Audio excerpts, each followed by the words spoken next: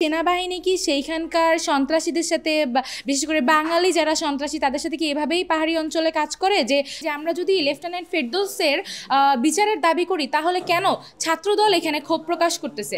আমরা hills women ফেডারেশনের নারী সমাবেশে গিয়েছিলাম আমন্ত্রিত অতিথি হিসেবে। আমি নুজিয়া হাসিন রাশা, বিপ্লবী ছাত্রমন্ত্রী, ঢাকা ইউনিভার্সিটির প্রেসিডেন্ট।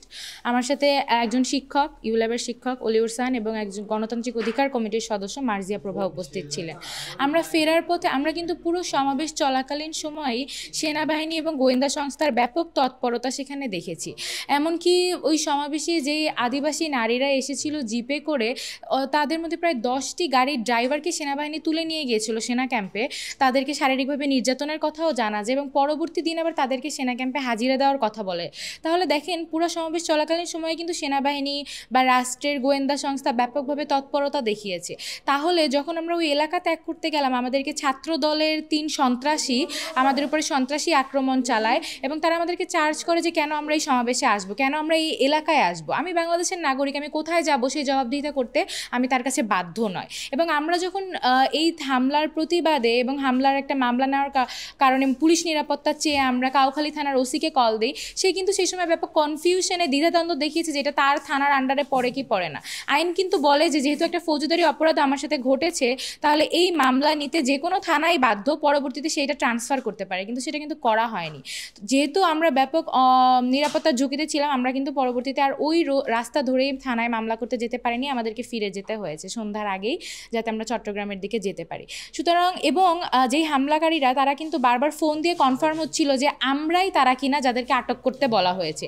সে বলছিল আমাদের যে আচ্ছা এখানে একটা আপুর কপালে টিপ আছে, সেই তো, তার সাথে আর একটা মেয়ে আছে এবং একটা ছেলে আছে। এবং তারা কিন্তু আমাদেরকে এই হুমকিও দেয় যে আমাদেরকে সেনা ক্যাম্পে নিয়ে যাবে।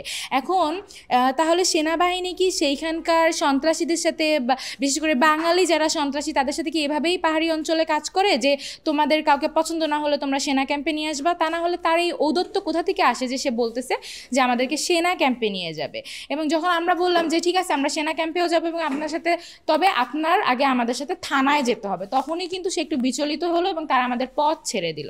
সুতরাং দেখেন, পুরোটা সময় যেখানে সেনাবাহিনীরা একটা কঠিন নজরদারি রেখেছিল, তাদের এই নজরদারির মধ্যে যখন ঢাকা থেকে আসা অতিথিরা আক্রমণের শিকার হয়, তখন কোনোভাবেই কিন্তু আমরা এই সন্দেহটা না করে থাকতে পারি না যে এটার সাথে সেনাবাহিনী বা রাষ্ট্রীয় গোয়েন্দা সংস্থাগুলোর ডিরেক্ট একটা যোগসূত্র আছে। সুতরাং এবং আমরা কিন্তু পরবর্তীতে তাদেরকে চিহ্নিত করেছি, কিন্তু চট্টগ্রাম হোক, কাউখালী থানা হোক, কেউই কিন্তু এই অপরাধকারীদের, এই সন্ত্রাসীদের এখন পর্যন্ত গ্রেফতারের কোনো ব্যবস্থা গ্রহণ করেনি।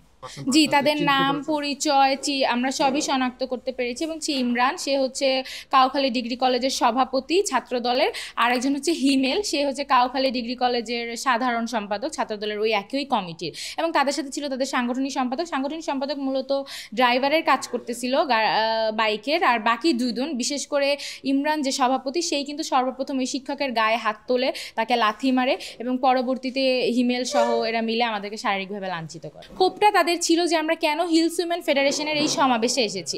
আমরাও জানতে চাই যে আমরা যদি লেফটেন্যান্ট ফেরদৌসের বিচারের দাবি করি তাহলে কেন ছাত্রদল এখানে ক্ষোভ প্রকাশ করতেছে। তারা কি তাহলে তাদের সাথে কি তাহলে কল্পনার অপহরণকারীদের কোনো যোগসূত্র আছে? তা না হলে কেন তারা আমরা হিলস উইমেন ফেডারেশনের নারী সমাবেশে কেন অংশগ্রহণ করবো, এটা নিয়ে তাদের এত ক্ষোভ প্রকাশ হলো।